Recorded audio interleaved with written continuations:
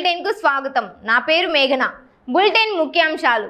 తమిళనాడులో ప్రభుత్వ ఏర్పాటు దిశగా విజయ్. దక్షిణ కోస్తా రైల్వే జోన్ ఏర్పాటుపై ముఖ్యమంత్రి చంద్రబాబు నాయుడు హర్షం. భార్య లావుగా ఉందని ప్రియురాలిపై మోజుతో హత్య. టీడీపీ నేత ఉక్కు ప్రవీణ్ పై ఫైర్ అయిన ప్రొద్దుటూరు మాజీ ఎమ్మెల్యే రాచమల్లు. కడప జిల్లా బద్వేల్ మండల ప్రజా పరిషత్ కార్యాలయంలో సర్వసభ సమావేశం నిర్వహించారు. మండల అధ్యక్షురాలు బి రమణమ్మ అధ్యక్షతన జరిగిన ఈ సమావేశంలో తహసీల్దార్ షేక్ పీర్ ముని, జెడ్పీటీసీ వంకెల పోల్రెడ్డి అధికారులు పాల్గొన్నారు. గ్రామాల్లో తాగునీరు, పారిశుద్ధ్యం, రోడ్లు, విద్య, వైద్యం వంటి సమస్యలపై చర్చించారు. వేసవిలో నీటి కొరత లేకుండా చర్యలు తీసుకోవాలని అధికారులకు సూచించారు. ప్రభుత్వ పథకాలు అర్హులకు చేరేలా కృషి చేయాలని, మండల అభివృద్ధికి సమన్వయంతో పనిచేయాలని సమావేశంలో నిర్ణయించారు.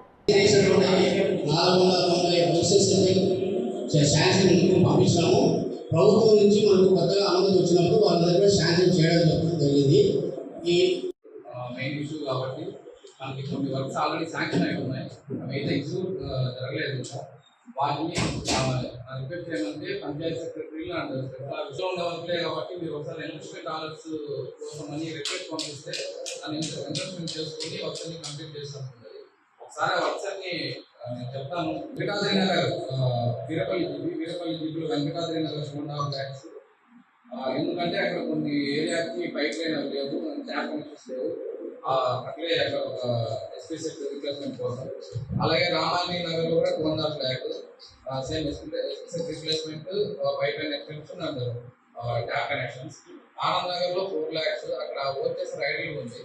ఆ 5 ఓచెస్ అన్ని వర్కింగ్ కండిషన్ చేసుకోవడం కోసం ఈ 4 lakhs నుంచి ఎగ్జిస్టింగ్ బోర్వెల్ నుంచి పైప్ లైన్ వేసి power connection, extension of pipe line చేయాలి.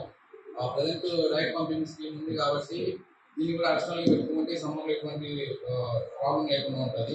అలాగే కొంగలవీడు 2.5 lakhs. కొంగలవీడు పైప్ లైన్ అంతా ఎంఐ ట్యాంక్లో ఉంది. అక్కడ అది ఏమంటే వర్షం వచ్చినప్పుడు కానీ లేకపోతే నీళ్లు స్టోర్ అయినప్పుడు ఏమైనా డ్యామేజ్ జరిగితే రిపేర్స్ కోసం చాలా ఇబ్బంది జరుగుతుంది. సో దానికోసం అని ఎటువంటి ప్రాబ్లం లేకుండా ఆల్రెడీ పైప్ లైన్ వేసుకోవడమా లేకపోతే కొత్త సోర్స్ ఏమైనా ఐడెంటిఫై చేసి ఫిల్ చేసుకుని ఓచేసారి చేయడం కోసం 2.5 lakhs. అట్లాగే తిమ్మరాజుపల్లిలో 3 lakhs. పల్లెల్లో పంచాయతీల్లో పారిశుద్ధ్య నిర్వహణ అనేది జరుగుతూ ఉంది. దాంతోపాటుగా ఎస్డబ్ల్యూపీసీ కేంద్రాలను అవన్నీ కూడా తరలించి మనము సెగ్రిగేషన్ చేసి ఎరువును తయారు చేయించాలనేది ప్రభుత్వ ఉద్దేశము. మనం కూడా దానికి తగినట్టుగా ఈ ప్లాన్, యాక్షన్ ఆఫ్ ప్లాన్ అనేది నిన్న కమిషనర్ గారు ఈసీ ద్వారా చెప్పడం జరిగింది. అందరూ కూడా పంచాయతీ డెవలప్మెంట్ అధికారులు ప్రతిరోజు కూడా మార్నింగ్ ఫీల్డ్కి వెళ్ళినప్పుడు ఎక్కడైతే మనము పల్లెల్లో వృక్షాలు తిరుగుతున్నాయో వాళ్ళందరికీ కూడా మైక్ ద్వారా ప్రజలకు అవగాహన ఒకటి చెప్పించాలి.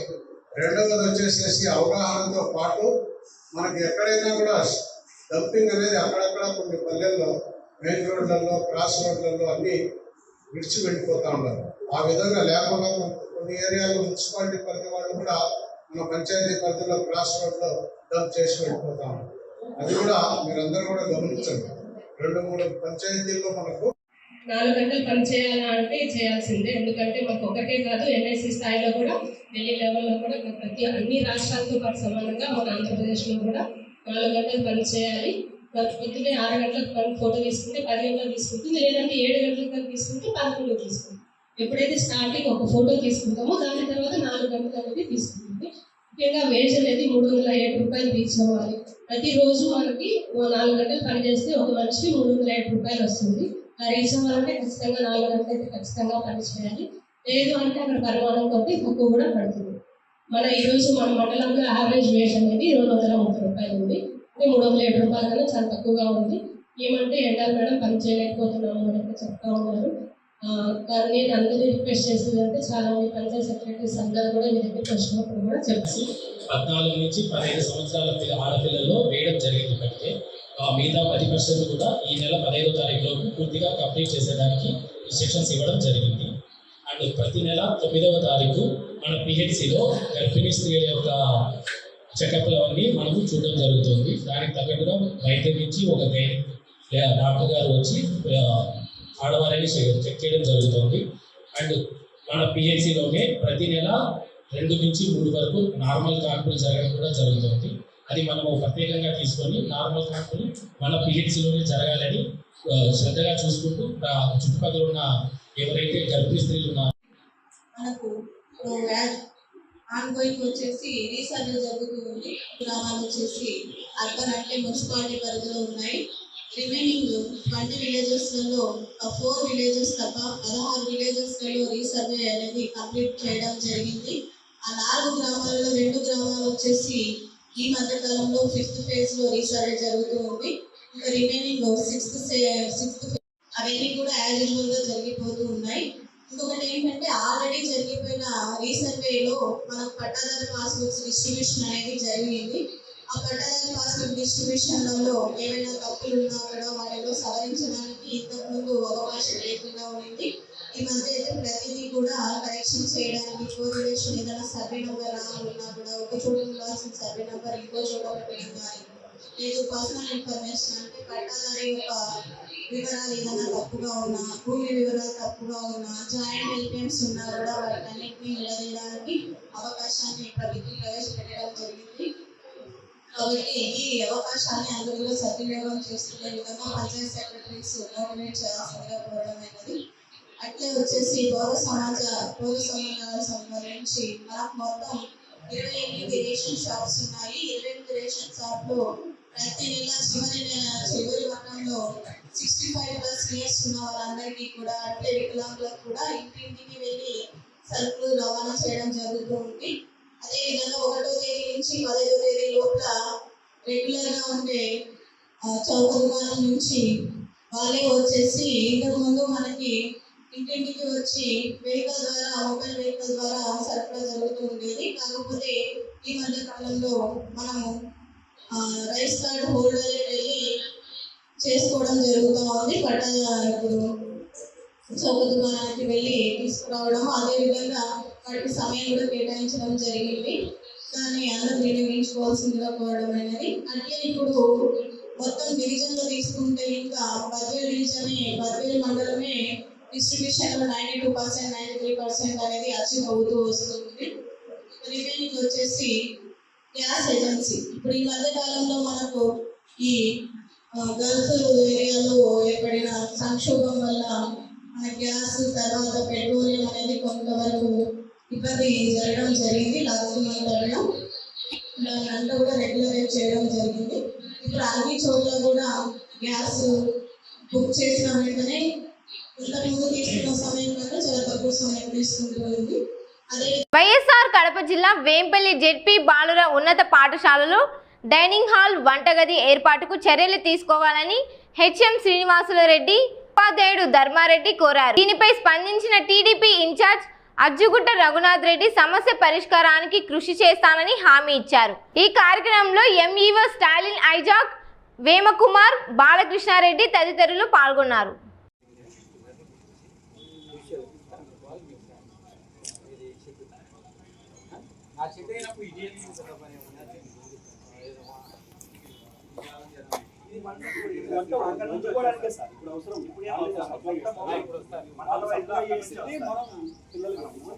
సరే మీరు చెట్టు ఎక్కడ కట్టుకోవాలి అనేది చూడండి.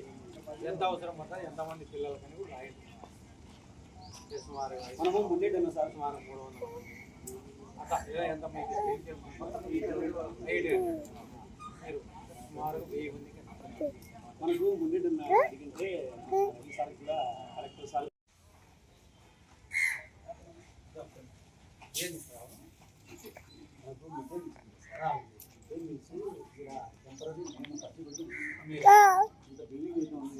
చేయడానికి పిల్లలు కూర్చొని తినడానికి అసలు ఏ వసతి లేదు. వర్షాకాలం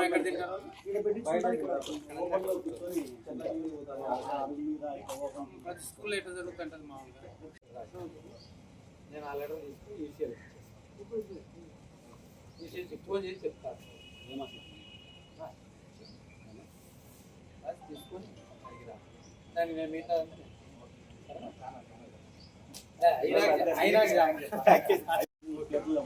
దీనికి మనకు మార్గం ఏంటి? మనకు ఒకటి అడిగినాం సార్. సార్లు కూడా ఇప్పుడు అది స్మార్ట్ కిచెన్ ఏదో వచ్చింది. ఒకవేళ వాళ్ళు ఇచ్చినా కూడా మన పిల్లలకైతే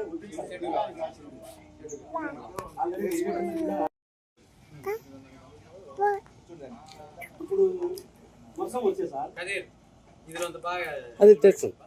ఇప్పుడు మనకు వర్షం వైఎస్ఆర్ జిల్లా ప్రొద్దుటూరులో ఎస్ఎస్ మాల్ వ్యవహారంపై వైసీపీ మాజీ ఎమ్మెల్యే రాచమల్లు శివప్రసాద్ రెడ్డి స్పందించారు. టీడీపీ నేత ప్రవీణ్ కుమార్ రెడ్డి చేసిన లంచం ఆరోపణలను ఆయన ఖండించారు.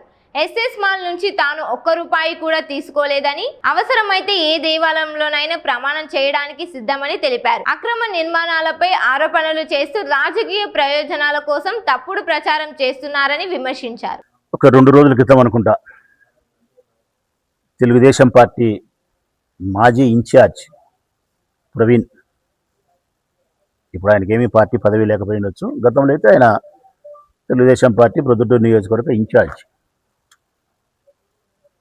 ఎస్ఎస్ మాల్కు సంబంధించి పాత్రికేయుల సమావేశాన్ని నిర్వహించి, ఎస్ఎస్ మాల్ అంటే ప్రజలారా వివేకానంద హోల్సేల్ క్లాత్ మార్చెంట్ ఎదురుగా ఉండేది కొరపాడు రోడ్డు, మేము రాజన్న భోజనం పెట్టినాం కదా, దాని పక్కన ఉండేది ఎస్ఎస్ మాల్ షాపింగ్ కాంప్లెక్స్. అది అందుకు సంబంధించి మున్సిపాలిటీకి కట్టాల్సిన డబ్బులు వాళ్ళు కట్టలేదని, ఆ కట్టకపోవడానికి కారణం నేను అవినీతికి పాల్పడినానని, 2,50,00,000 నేను లంచం తీసుకున్నానని చెప్పి ప్రవీణ్ నా పైన ఆరోపణలు చేసినాడు.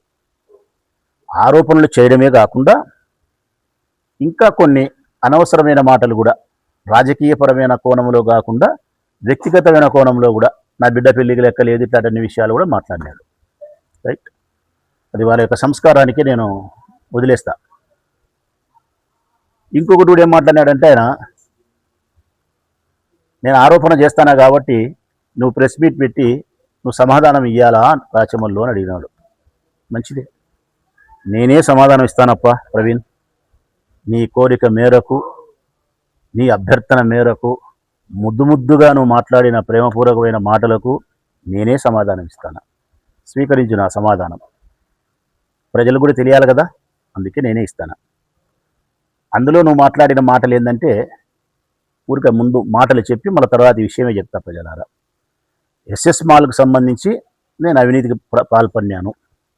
రెండోది, నేను ఒక ఫెయిల్యూర్ లీడరు. మూడవది, బంగారెడ్డి మీ బావ కోసం అంటే కాణిపాకం వచ్చి ప్రమాణం చేస్తావని అందరిని అడుగుతుంటావు కదా, మీ బావ ఎస్ఎస్ మాల్లో డబ్బు తీసుకోలేదని ప్రమాణం చేస్తావా బంగారెడ్డి, అదొకటి. మూడవది, నా వలన అభివృద్ధి ఆగిపోయింది, అవినీతి పెరిగిపోయింది. ఇవి ప్రధానంగా ఆయన మాట్లాడిన మాటలు. అన్నిటికీ సమాధానం చెప్తా ప్రవీణ్, నీకోసం కాకపోయినా ప్రజల కోసమైనా చెప్తా. నా వ్యక్తిత్వాన్ని, నా నిజాయితీని మరొక్కసారి ప్రజలకు చెప్పుకునే దానికోసమైనా చెప్పాలి కాబట్టి చెప్తా. మొట్టమొదట ఎస్ఎస్ మాల్కు సంబంధించి ప్రజలకు అర్థం కావాలా. ఎస్ఎస్ మాల్ ఎవరిది అంటే, పక్కాగా చెప్పాలంటే వరదరాజిరెడ్డి కుమారుడు కొండారెడ్డి, వారికి సంబంధించినటువంటి అనునీయులు, అంటే వారి మిత్రులు, సహచరులు, రాజకీయంగా వారికి ఉపయోగపడే వాళ్ళు, వ్యాపారంలో భాగస్తులు, వీళ్ళందరూ కలిసి ఎస్ఎస్ మాల్ను 2014-19లో నేను అధికార పార్టీ ఎమ్మెల్యే కాకుండా ప్రతిపక్ష పార్టీగా ఎమ్మెల్యేగా ఉన్నప్పుడు నిర్మాణం చేపట్టినారు. దానికి భూమి పూజ చేసినది కూడా వరదరాజిరెడ్డి. ఆ భూమి పూజకు ఎమ్మెల్యే హోదాలో కూడా నన్ను ఆహ్వానించలే, అది వారి సొంత విషయం, వ్యాపారం కాబట్టి. రైట్, కట్టినారు. ఏ ఎస్ఎస్ మాల్ అయితే నిర్మాణం జరిగిందో దానికి సంబంధించిన బాకీ గురించి ప్రవీణ్ మాట్లాడుతున్నాడు. ఏం బాకీ అంటే ప్రజలారా, ఏ గృహమైనా, ఏ షాపింగ్ కాంప్లెక్స్ అయినా, వాణిజ్య సముదాయమైనా మనం నిర్మించేటప్పుడు మున్సిపాలిటీకి పోయి టౌన్ ప్లానింగ్ అధికారుల ద్వారా మనం నిర్మించబోయేదానికి ప్లాన్ అప్రూవల్ అడుగుతాం.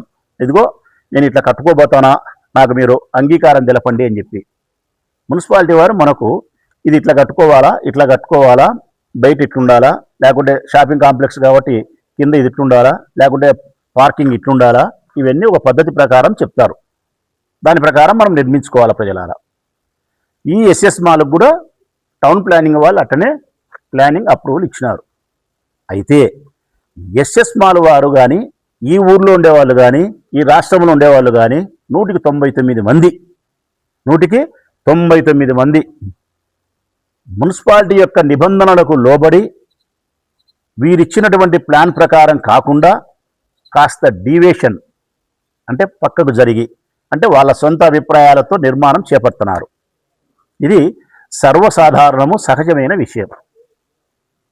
మనమేం అర్థం చేసుకోండి, ఇల్లు కట్టుకుంటున్నాం, వాళ్ళు చెప్పినట్టు కాకుండా ఎక్కడో చోట మనం మార్పు చేసి మనకు అనుకూలంగా కట్టుకుంటాం. దీన్ని ఏమంటారు? పురపాలక సంఘ భాషలో డీవియేషన్ అంటారు. తెలుగులో అయితే అనధికారపూర్వకమైన అక్రమ నిర్మాణ కట్టడాలు అంటారు. తెలుగు భాషలో అనధికారపూర్వకమైన అక్రమ నిర్మాణ కట్టడాలు అంటారు. అట్లా కట్టుకుంటే ఎట్లా? దీనికి ఒక చట్టం ఉంది కదా, అట్లా కట్టుకోకూడదు కదా. అట్లనే ఎస్ఎస్ మాల్ వారు కూడా వారి స్వతంత్రంగా డీవియేషన్ చేసినారు. అంటే కట్టాల్సిన పద్ధతి కాకుండా స్వతంత్రంగా వాళ్ళకు కావాల్సిన పద్ధతి కట్టినారు. దానికి మున్సిపల్ చట్టం ఏం చెప్తుంది అంటే గన అట్లా నిర్మించిన వాటికి తెలుగుదేశం పార్టీనే ఒక జీవో తీసుకొచ్చింది 2018లో. ఏమని? ఇట్లా ఎవరైనా అక్రమ అనధికారకంగా నిర్మాణాలు చేపడితే వాళ్ళు రెగ్యులరైజ్ చేసుకునే దానికోసం, అంటే రెగ్యులరైజ్ అంటే మీరు చట్టాన్ని ఉల్లంఘించి ఏమైతే కట్టుకున్నారో తిరిగి మళ్ళీ మీరు చట్టం పరిధిలోకి వచ్చి సొక్కం అనిపించుకోవాలా అనుకుంటే గన బీపీఎస్ అనే ఒక స్కీమ్ తెచ్చినామన్నారు. బీపీఎస్ అంటే గన బిల్డింగ్ క్లీనరైజేషన్ స్కీమ్.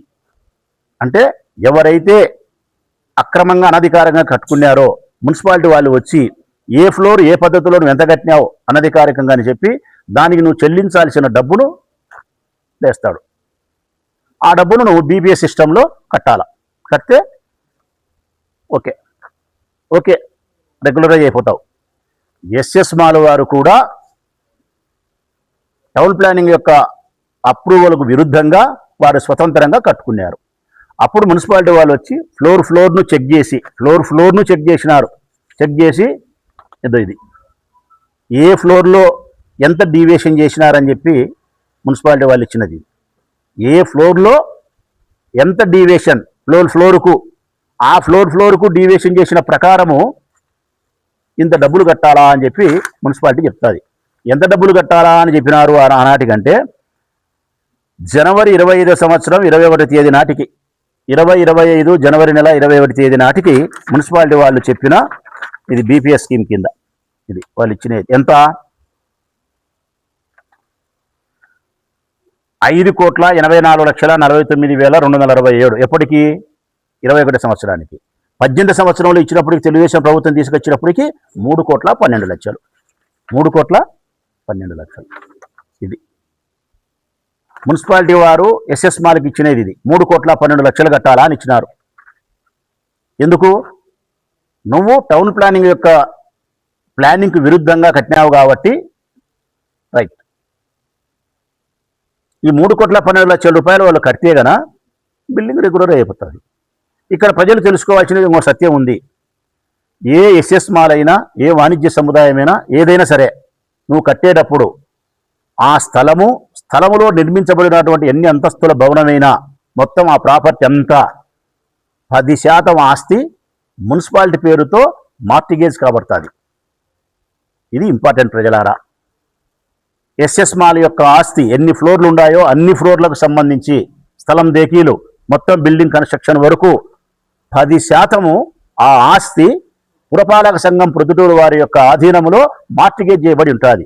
కారణం, నువ్వు ఏ రోజైతే వాళ్ళకు చెల్లించాల్సిన డబ్బు కానీ వాళ్లకు చెల్లించాల్సిన అనధికార అక్రమ నిర్మాణానికి బీపీఎస్ పద్ధతిలో చెల్లించాల్సిన డబ్బు కానీ ఇవన్నీ నువ్వు చెల్లిస్తావో చెల్లించినప్పుడు నీకు ఓసీ ఇస్తారు. ఓసీ అంటే ఆక్యుపెన్సీ సర్టిఫికేట్. ఆక్యుపెన్సీ సర్టిఫికేట్ అంటే కనుక నీ యొక్క ఆస్తిని, నీ యొక్క గృహాన్ని, వాణిజ్య సముదాయాన్ని నీ ఆధీనంలోకి తీసుకునే అర్హత నీకు కల్పిస్తాను అంటారు. ఆ ఓసీ ఇచ్చిన తర్వాత మున్సిపాలిటీ పేరుతో ఉండబడిన ఆ 10% మార్టిగేజ్ రిలీజ్ కాబట్టాలి. ఇది ప్రజలారా. మరి ఎస్ఎస్ మాల్ ఆస్తి కూడా 10% మున్సిపాలిటీ పేరుతో ఉంది. వాళ్ళు 3,12,00,000 కట్టాలా? కట్టలే. వారికి నోటీస్ ఇచ్చినారు. మల్లికార్జున యాదవ్ అనే మున్సిపల్ కమిషనర్ ఉన్నప్పుడు నోటీస్ ఇచ్చినారు. అయ్యా నువ్వు ఇంత డబ్బు కట్టాలా, నువ్వు కట్టకపోతే నీకు వడ్డీ భర్త అంటుందని చెప్పినారు. ఆ 3,12,00,000 ఇప్పటికి అది 21 సంవత్సరానికి 5 కోట్ల చిల్లర అయింది.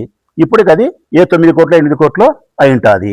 అంటే నువ్వు కట్టనంత మాత్రాన తప్పించుకునేది ఏమీ లేదు. నీ జుట్టు తీసుకుపోయి మున్సిపాలిటీ చేతిలో పెట్టినావు, వడ్డీ లేకలు కట్టాల్సి వస్తుంది. ఇక్కడ ఇంకొక ప్రశ్న, రాబట్టొచ్చు కదా, మన పిఎన్ఆర్ దగ్గర పోయి ఆమెను అల్లరి చేసి రాబట్టినారు కదా, ఇది ఎందుకు రాబట్టకూడదు అంటారు. పిఎన్ఆర్ కట్టాల్సినది పన్ను, పన్నన్నా బీపీఎస్ కాదు, పన్ను కట్టాల.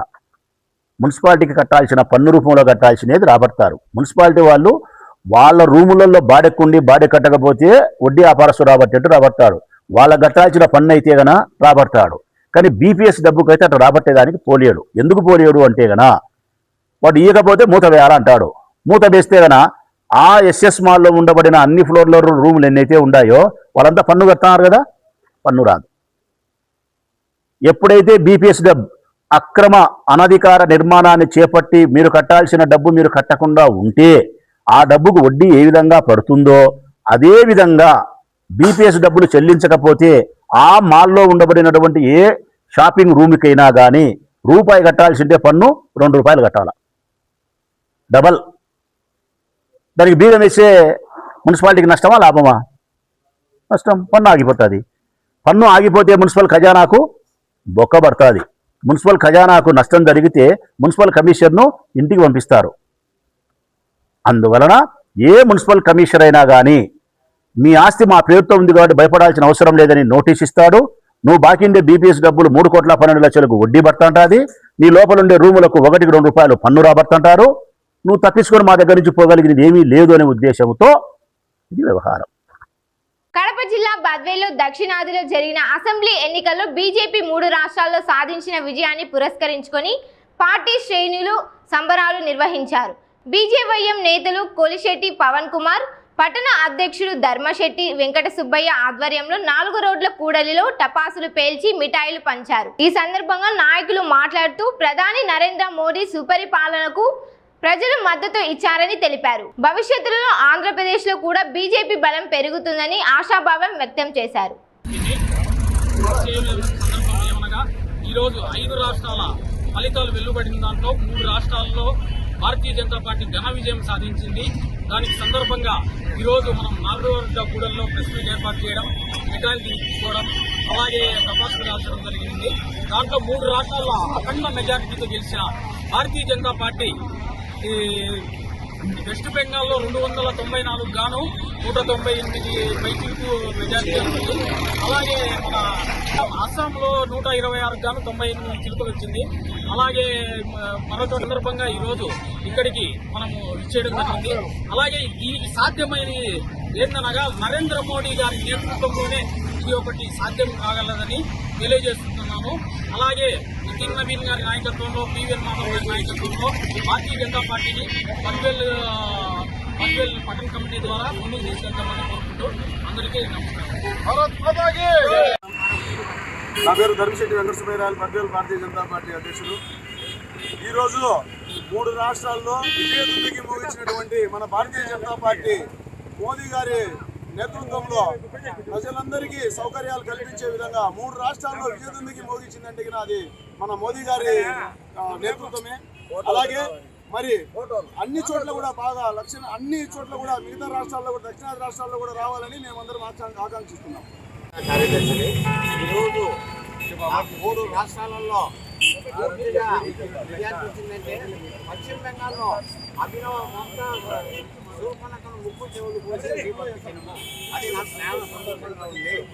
అందరికీ ధన్యవాదాలు. పశ్చిమ బెంగాల్లో 263 స్థానాల్లో 198 స్థానాలు రావడం, దీంట్లో ప్రధాన పాత్ర పోషించినటువంటి మన ఆంధ్రప్రదేశ్ సంఘటన మంత్రి శ్రీ మధుకర్ గారు 70 నియోజకవర్గాల్లో ప్రధాన పాత్ర పోషించి 70 నియోజకవర్గాలు గెలిపించడం జరిగింది. అదేవిధంగా అస్సాంలో 126 స్థానాల్లో గాను 98 స్థానాలు కావడం జరిగింది. అదేవిధంగా పుదుచ్చేరిలో 30 స్థానాలకు గాను 21 స్థానాల్లో భారతీయ జనతా పార్టీ విజయంగా మోదించడం చాలా ఆనందంగా ఉంది. ఈరోజు ఇక్కడ భారతీయ జనతా పార్టీ బద్వేల్ నియోజకవర్గ నాయకులు పెద్ద ఎత్తున వచ్చి 4 రోడ్ల కూడల్లో మానసించా పేర్చి అదేవిధంగా అందరూ మిఠాయిలు తీసుకోవడం ఇక్కడ చాలా ఆనందంగా ఉంది. ఇదే విధంగా రాబోయే రోజుల్లో దక్షిణాది రాష్ట్రాల్లో ఖచ్చితంగా భారతీయ జనతా పార్టీ విజయం రావాలని చెప్పి మేము మనస్ఫూర్తిగా కోరుకుంటూ కడప జిల్లా ప్రొద్దుటూరులో భార్యను విషమిచ్చి హత్య చేసిన కేసులో బద్రిపల్లె కిరణ్ ను పోలీసులు అరెస్ట్ చేశారు. అదనపు ఎస్పీ విభుకృష్ణ వివరాల ప్రకారం భార్య పద్మపై అనుమానం, వ్యక్తిగత కారణాలతో ఈ దారుణానికి పాల్పడ్డాడు. ఇంటర్నెట్ లో వెతికి విషం తెప్పించుకొని భార్యకు ఇచ్చి అనంతరం దిండుతో ఊపిరాడకుండా చేసి హత్య చేసినట్లు వెల్లడైంది. ఘటన తర్వాత కుటుంబ సభ్యులకు తెలియనట్లు నటించినట్లు పోలీసులు తెలిపారు. పోస్ట్ మార్టం నివేదిక ఆధారంగా కేసు నమోదు చేసి నిందితుడిని రిమాండ్ కు పంపినట్లు పేర్కొన్నారు. సమావేశంలో సిఐ కొండారెడ్డి, ఎస్ఐలు మధుసూదన్ రెడ్డి, శ్రీనివాసులు పాల్గొన్నారు. మనకు ఒక కంప్లైంట్ వచ్చింది 194 BNSS అంటే అన్యాచురల్ డెత్, సస్పిషియస్ డెత్ అని మనకు ఒక కంప్లైంట్ వచ్చింది. సో మనం వెళ్ళి ఇన్వెస్టిగేట్ చేసాము. విక్టిమ్ డిసీజ్డ్ ఎవరంటే బద్రిపల్లి పద్మజాని, 31-year-old లేడీ, మ్యారీడ్ లేడీ, పిల్లలు ఉంది. అండ్ ఇనిషియలీ మనం వెళ్ళి ఆన్ స్పాట్కి వెళ్ళి చూసాము. అప్పుడే మనకు 1-2 కంప్లైంట్స్ వచ్చింది, ఇన్ఫర్మేషన్ వచ్చింది, ఇది డౌట్ ఉంటుంది, సస్పిషన్స్ ఉంటుంది, ఇది న్యాచురల్ డెత్ కాదు అని. Immediately we require the body, మనం పోస్ట్ మార్టంకు పంపాము. అక్కడ పోస్ట్ మార్టంలో మనకు 1-2 క్లూస్ దొరికింది. On the base of those clues మనం మళ్ళీ ఇన్వెస్టిగేట్ చేసాము. అప్పుడు మనకు ఈ అమ్మాయి డిసీజ్డ్ అమ్మాయి హస్బెండ్ మీదే మనకు డౌట్ వచ్చింది, బద్రిపల్లి కిరణ్ కుమార్. సో ఇన్వెస్టిగేట్ మళ్ళీ చేసినప్పుడు we collected all technical evidence, call data records, WhatsApp search history అందరూ చూసిన తర్వాత మనకు వి గాట్ ద ట్రూత్. వాళ్ళు కూడా కన్ఫెస్ చేశారు. The confession was that initially he did not was not on good terms with his wife. చాలా ఇబ్బంది, he went through a lot of problems అని చెప్పాడు. So the main motive being that ఇతనికి this wife was an obese person, ఎక్కువ తింటారు, over weight గా ఉంటారు, and that ఇతనికి she acted in a way that that made him look bad in front of society. Night wear చేసి బయట రావడం, the way she talks in front of all these, ఇదే నా మోటివ్, నాకు ఇష్టం లేదు అని చెప్పాడు. సెకండ్, ఇది ఇంకొకటి మనం యాంగిల్ అన్కవర్ చేసాము. ఇతనికి 1 year ముందు ఒక ఇల్లీగల్ అఫైర్ కూడా ఉంది. అప్పుడు he was in relationship with another lady around 1 year back when he was in Hyderabad. తర్వాత మనం అది ఆ లింక్ కూడా మనం వెరిఫై చేసాము. That lady was not involved in any way with the murder until now, మన investigation according to our investigation. So the accused ఏం చేశాడంటే he decided to kill his wife. Initially అతను అంత యూట్యూబ్, గూగుల్లో search చేశాడు, ఎట్లా how to kill, how to poison, more specifically ఎట్లా poison use చేసి చంపవచ్చు అని.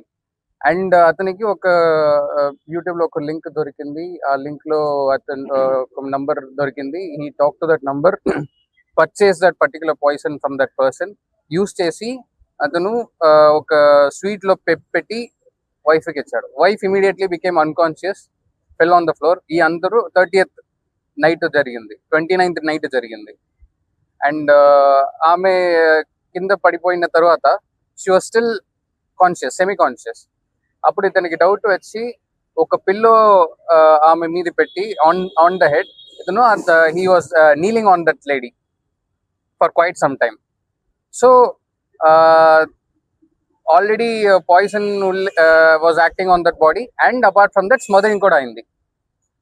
So after point, after close to half an hour to 40 minutes అతను అట్లే కూర్చాడు on the head of the accused by laying a pillow on the head of the victim. Adi tarvata he acted as if nothing happened, and atanu he just went back to sleep normal, went back to his own duties. This was at around 2 to 3:30 in the morning. Malli he called his parents, and parents pilipichi itanu cheppadu, na wife just she fell on her own accord, and she is not responding ani chepparu. Then once they called the doctors, andaru vachina tarvata they checked for the pulse and everything, and declared her dead. Ee tarvata manaku complaint vachindi, and on investigation we found out all these details. So ippudu we have secured the accused, arrest చేసాము and we will be sending remanding him immediately.